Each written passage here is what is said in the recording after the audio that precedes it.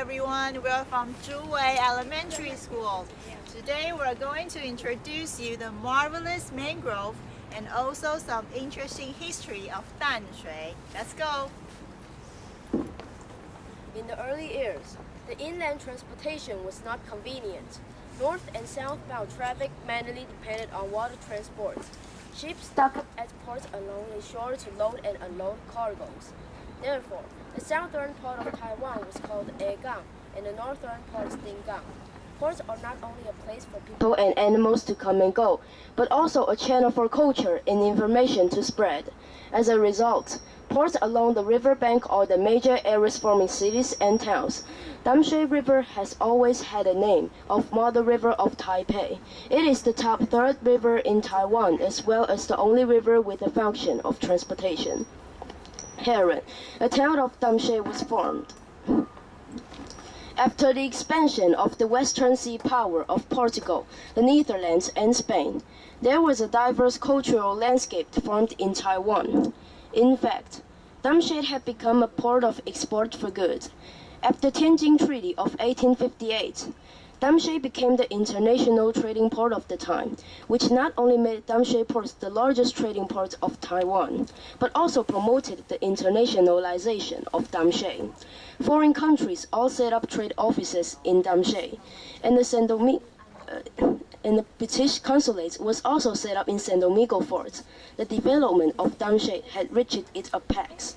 The airs of self-standing buildings of inns boistering had been the scene of flourishing. At the same time, Western culture had come on stage. Western religion, architecture, ethical care, education, etc. was spread to all places from Damshui.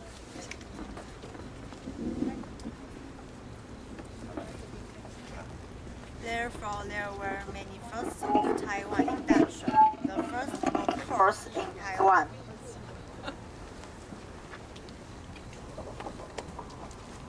The first water purification station.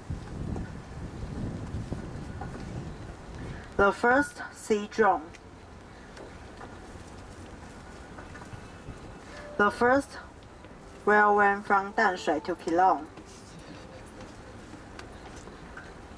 The first Western hospital.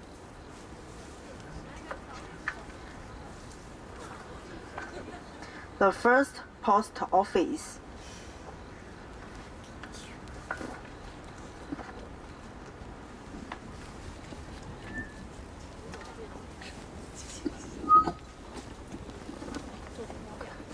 During Japanese colonial period, Damshui gradually declined due to factors such as the growing prosperity of Keelungport and the inconvenience of large ships in the river.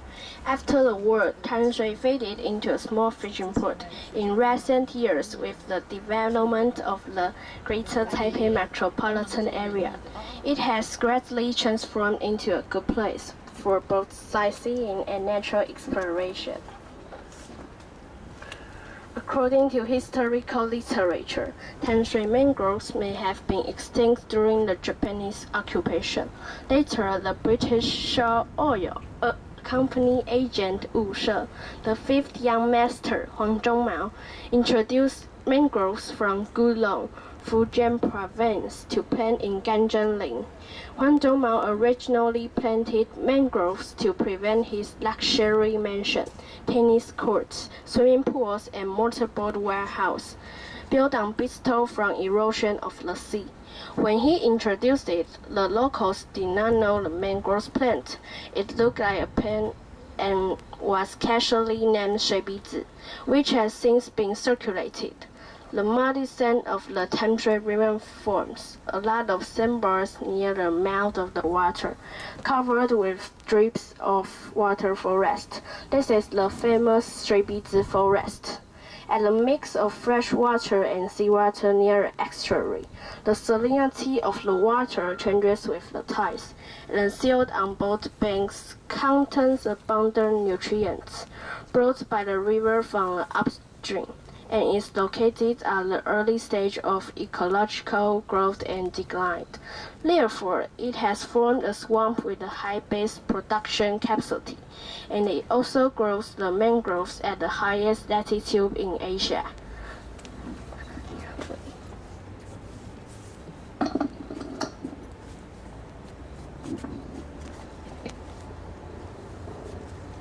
Mangroves grow in tropical and subtropical regions all over the world, not only in Taiwan.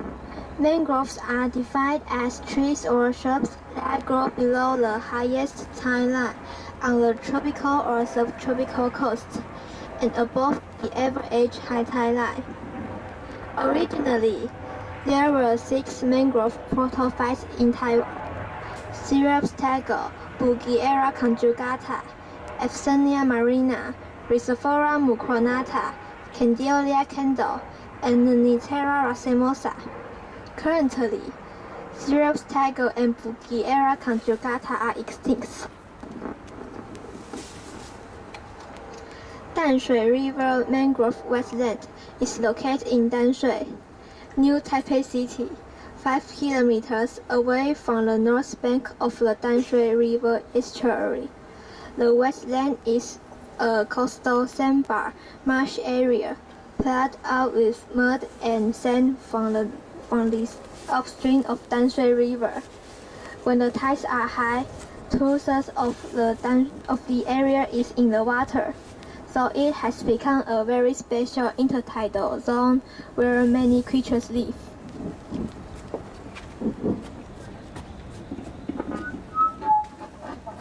Mangroves are very interesting plants. For example, they have evolution of viviparity, respiratory roots, etc. Mangroves have a certain role for their existence. They can maintain a rich ecology of coastal wetlands, as well as wind and sea tide erosion. Mangrove infertility during flooding will form so-called underwater forests in the place where the river, the sea, and the land are handing over not only water and terrestrial organisms but also the rich material that the river carries from the upper reaches can also feed many lives. Now let's get to know mangroves better. Although mangroves are few in species, they provide a habitat for a great diversity of organisms, including fish and crabs.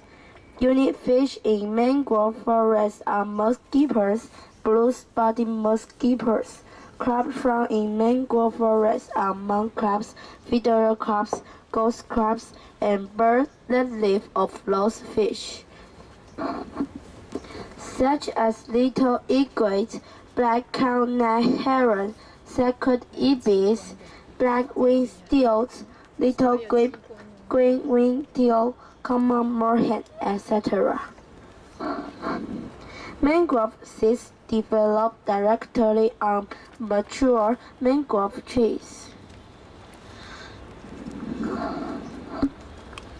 Mangrove reproduction.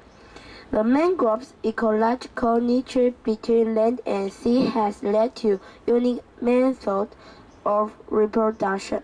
Some mangrove species germinate within their fruits while still attached to the parent plant, a condition known as viviparity.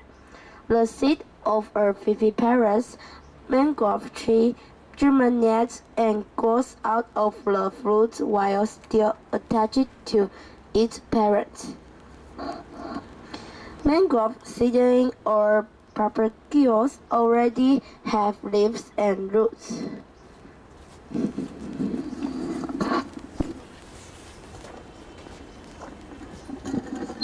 Sometimes the propagules fall into the sea. After falling into the sea of the plant, the elongated propagules initially fall horizontally relatively.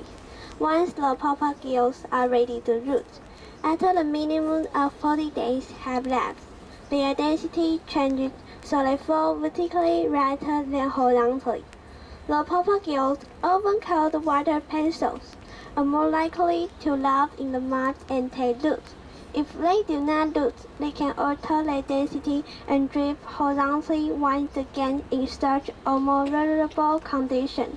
Seedlings can survive desiccation and remain dormant for over the year before laying down roots.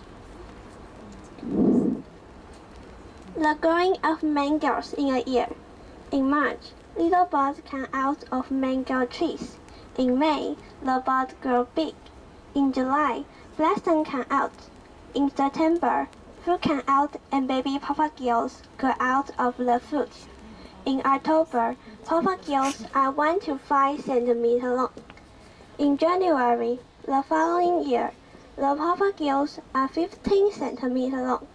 In February, the propagulls are 20 centimeters long. In April, the propagulls fall out from mango trees and are on their own.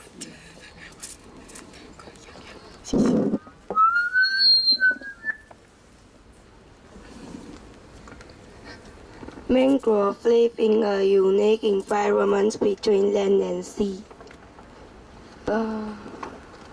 Living an intertidal existence is very challenging.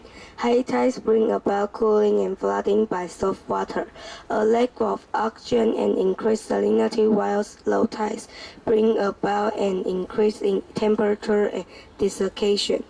As low tide, concentration of salt in the soil increases and water in the soil evaporates. Mangroves possess the physiological adaptation which enable them to overcome all the problems associated with living in intertidal regions.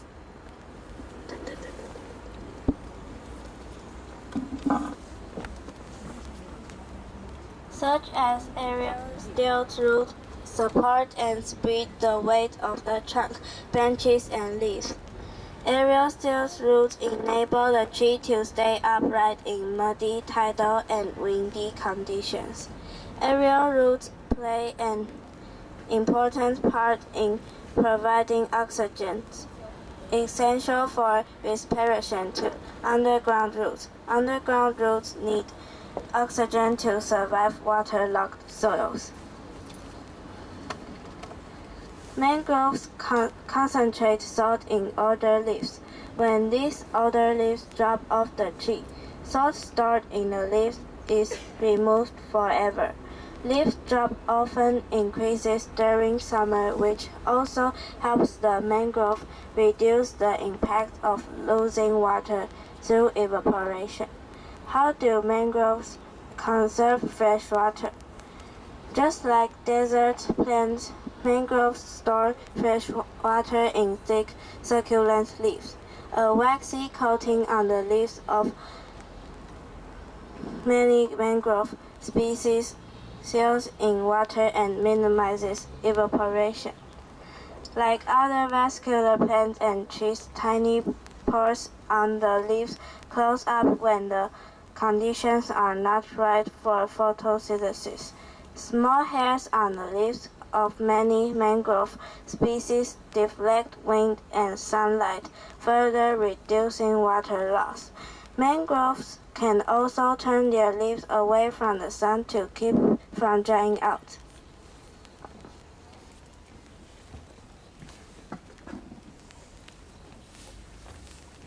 Why do we need mangroves? Mangroves reduce wave damage. Waves enter mangrove forests during rising tides. As they pass through the tangled above-ground roots and branches of the mangroves, waves rapidly lose energy and height. Tightly packed ocean prop roots and low branches present a solid obstacle to wave. The presence of mangroves reduces the extent of wave damage in low-lying areas behind mangrove forests. In contrast, waves more easily pass through forests in which there are few worn aerial roots.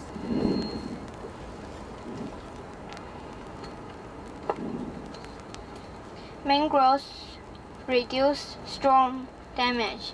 Tropical storms, including cyclones and hurricanes, are widespread in many tropical and subtropical areas. High winds and low atmospheric pressure create raised sea level. Torrential rainfall and storm winds often cause widespread flooding and extensive damage.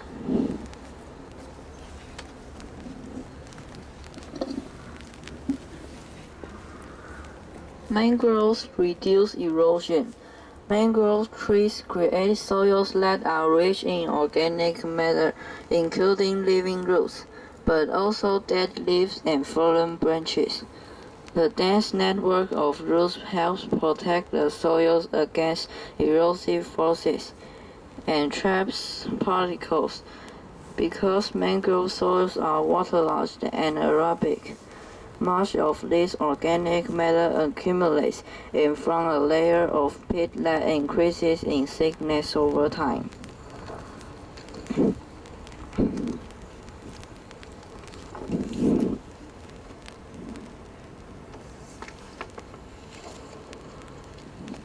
Mangroves capture carbon. Mangroves sequester atmospheric carbon dioxide in their trunks, roots, branches, stems, and leaves. As leaves, branches, and stems fall to the ground, they are buried by accumulating sediments. Anaerobic soils with low oxygen content decompose very slowly.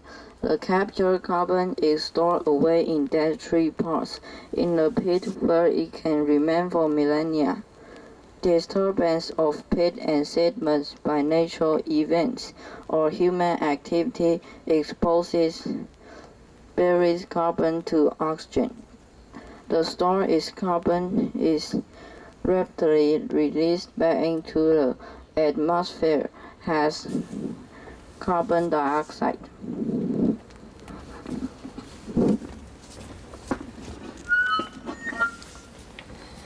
Mangroves purify water. Mangrove forests can improve water quality in polluted areas. Agrochemical and heavy metal contaminants stick to sedimentary particles within the mangrove root system, trapping the pollutants. These pollutants removed from offshore waters, thereby protecting coastal ecosystems.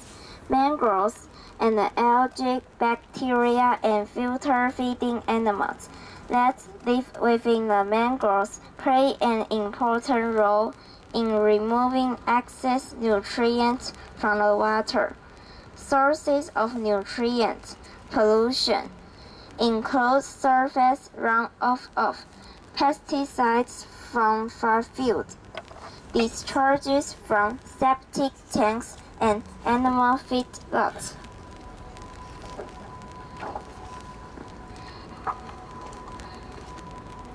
Mangroves are important feeding sites for fish, space, shrimps, and other animals, as well as a nursery for fish.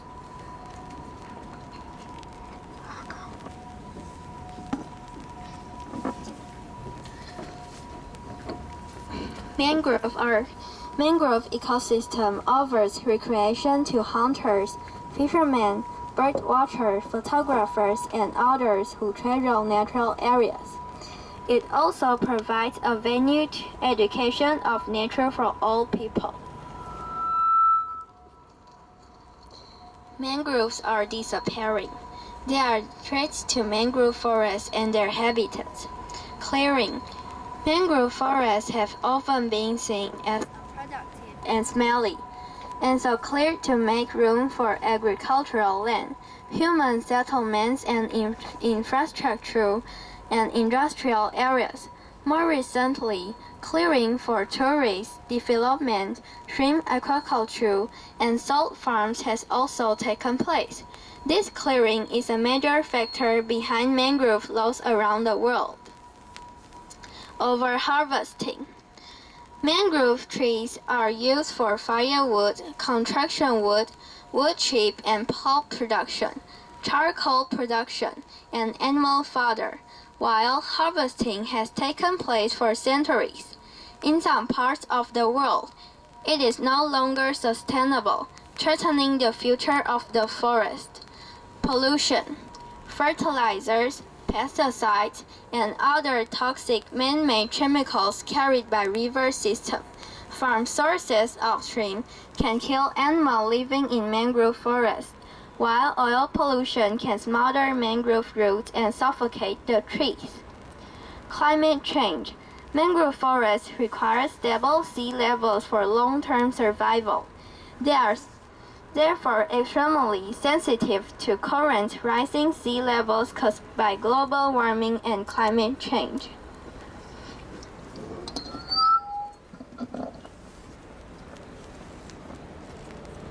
What are countries around the world doing to protect mangroves? They use laws to protect mangroves from being cleared away for our use. We have also done it in Taiwan. Some countries begin to restore mangroves along coastlines.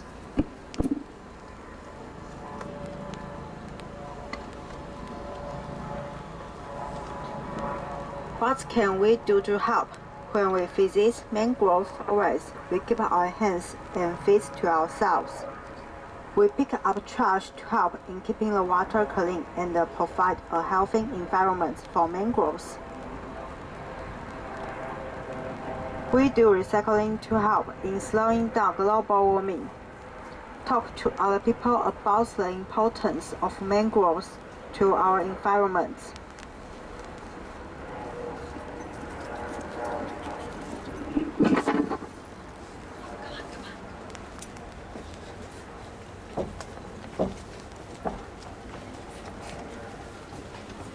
This is our reference. I hope you've enjoyed it. Attention. Bow. Thank you.